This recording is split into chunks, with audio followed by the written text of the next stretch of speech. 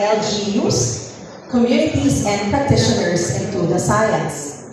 To trace what transpired in that conference and how its calls to action have translated into work on the ground, we have to call someone whose organization has been present in the Philippine mangroves for over a decade. From the science of Dr. Jurgen Primavera's pioneering work to the community-based restoration models of the Zoological Society of London, Philippines champions today. Please welcome the Operations Manager and Mangrove Coordinator of the Zoological Society of London, Philippines, Ms. Rona Joy Loma.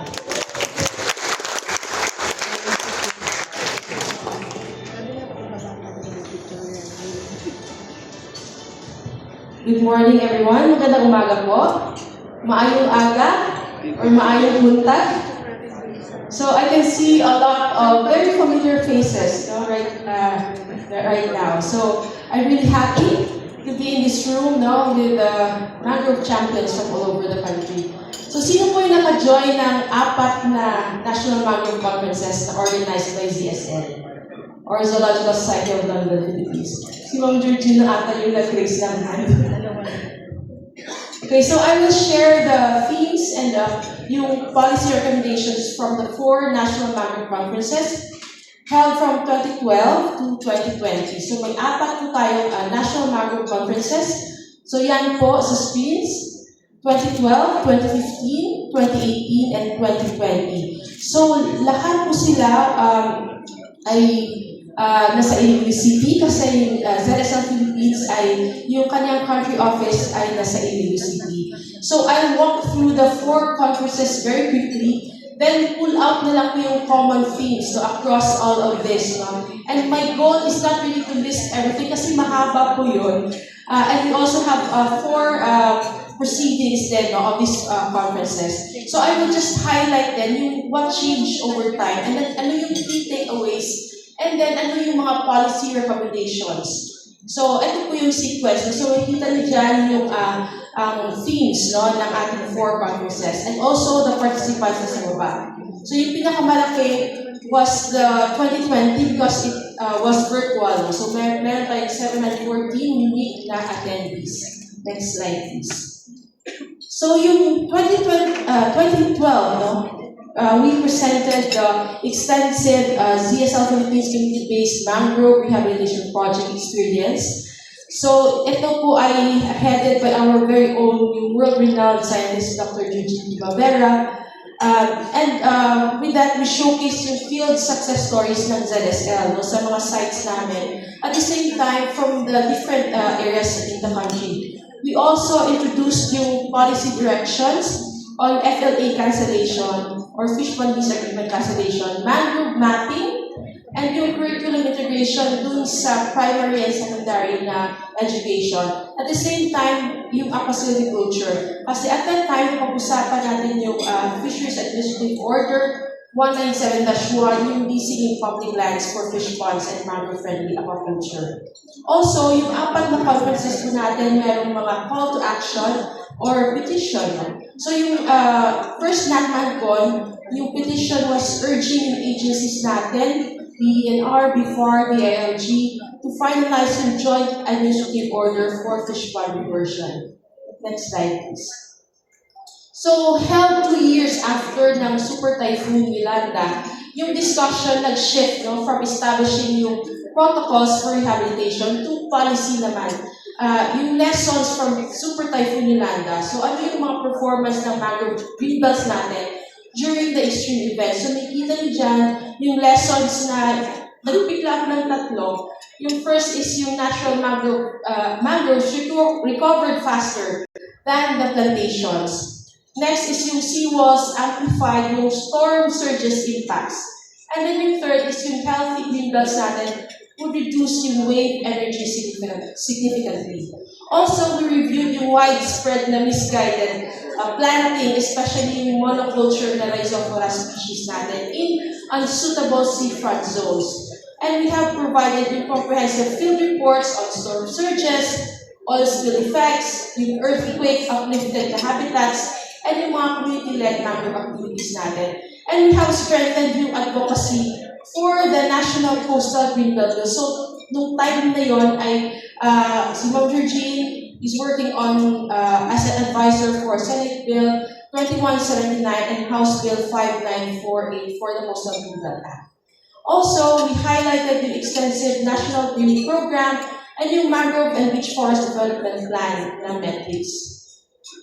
So, 2018, no, yung third National Mangrove Conference, it broadened the lens na. So, we placed na yung mangroves with the whole coast resilience planning. So, yung keynote address was actually given by the national scientist of the Philippines, the late Dr. Angel Alcala, who highlighted the importance of super ecosystems, that includes mangroves, seagrass beds, coral reefs, and beach forests to improve yung fish productivity. We also elevated the importance of fish pond diversion for large-scale restoration and presented yung mga blue carbon valuations. Also, we showcased at that time yung best practices natin. At that time, Leganes Katunggat Eco Park pa lang siya, ngayon live na siya.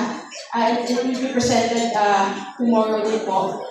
And also, with data breakwater engineering, community-based ecotourism and restoration innovations, and we have identified yung gaps natin sa MPA coverage na meron na pala tayong 7% ng mga MPAs na may mga mangroves. We also presented during that conference yung species diversity, blue carbon assessments, ecotourism carrying capacities, and hydrological drivers for growth all over the country. So ito po, held na during the pandemic, the COVID-19 pandemic. Yung 2020 na conference was focused on scale na. So the conversation shifted from reporting hectares ng planted natin to assessing kung yung mangroves ba na tinatanim natin o yung nilihha ba natin ay healthy and functioning. And then there was also a strong push to digitize yung mga maps and harmonize yung data natin. And we also presented yung mga models from the different LGU programs. And documented yung social innovations such as yung private mangrove sanctuaries, community-led monitoring, nature therapy, and yung mga behavioral change na campaigns.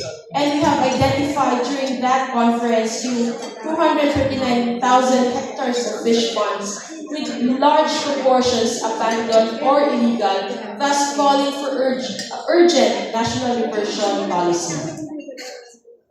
So, when you look at, next slide, when you look at across all conferences, a few themes show up every time. So, ito sila. So, first is yung science-based rehabilitation. So, getting yung species and sites right, and focusing on survival. Second is fish pond diversion. So, if we want large areas restored, we need to address the abandoned or underutilized na fish ponds natin. Third is yung integration of coastal green belts, community participation, and policy alignment because yung mangroves natin will succeed when planning, enforcement, and local incentives work together in the light of climate change. Next slide, please. So, nag-try ko akong i-summarize yung mga policy recommendations sa 4 na conferences. And merong 9 na priorities that always stand out. So, andito sila. So, yung first is institutionalizing science-based rehabilitation protocols, mag-require tayo ng site species matching and hydrology site assessments bago mag-rehab, promote yung assisted natural regeneration, avoid inappropriate seafront monoculture planting, especially yung mga rhizophora species natin, and avoid yung planting in seagrass beds and then tidal flats. Second is to strengthen yung monitoring and accountability. So, i-shift na natin yung metrics from seedlings per hectare to survival, growth, and ecosystem function over time. Yung third is accelerate yung abandoned fish pond diversion, finalize and enforce the interagency administrative process for the cancellation and reversion of bonds, and clarify and harmonize yung mga roles ng different na agencies natin. And prioritize yung reversion of contiguous abandoned fish pond areas to achieve impact at scale. So parang paulit-ulit na po yung fish pond na reversion. Next slide, please. Yung fourth is to build and digitize harmonized mangrove fish pond database.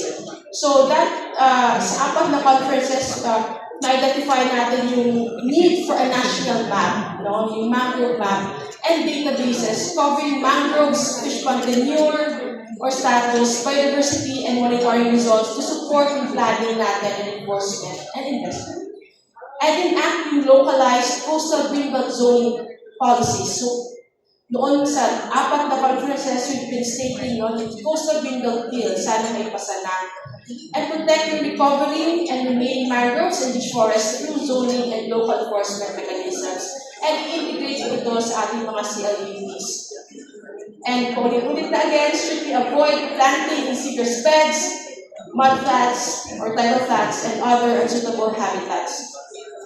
And mainstream mangroves into the disaster risk management, climate adaptation, and blue carbon policy. So we recognize the mangroves as resilient infrastructure within nature-based solutions. And yun nga, pag-integrate sa DRM planning. Next slide, please. So yung seventh is to apply green-gray coastal engineering principles. So use science-based, permeable, temporary structures, just like sa nakikita niyo sa slide, sa Pidaga, Apuy, Iloilo, and avoid hard structures that worsen surge impacts. And eight is invest in community stewardship. So kaya dito yung mga partners natin from the communities to support the incentives, local enforcement, and viable livelihoods to sustain protection and beyond planting. And lastly, plan for ecosystem connectivity. So align mangroves action natin with the marine protected areas and other KPAs, planning that account for connected habitats. So across the four national mangrove conferences, yung direction natin ay clear po. So first is to strengthen yung science-based site-appropriate rehabilitation, scale yung impact through governance and tenure reforms, especially for fish pond diversion, and embed yung mangroves natin in the whole of coast resilience planning, including yung coastal greenbelts, nature-based solutions, and blue carbon pathways supported by harmonized data systems. So we hope that through the integration of the National Mangrove Summit na na-discuss ni Sir Seth and itong National Mangrove Conference, we can again revisit yung past commitments natin. Ano yung mga recommendations ng past na mga conferences and summits? And ano yung mga lessons so that we can improve yung ating future actions.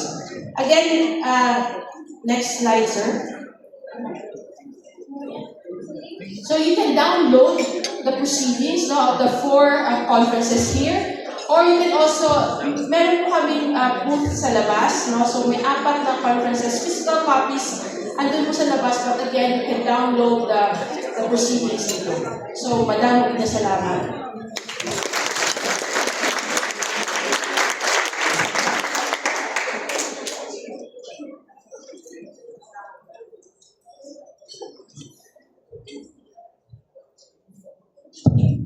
Madaming salamat, Ms. Rona Joy Loma. And of course, to ZSL Philippines for being a constant, steady, and science-based presence in this work. From conference rooms to coastal communities, you literally walk the talk. For those of you po na nangangailangan ng quick stretch,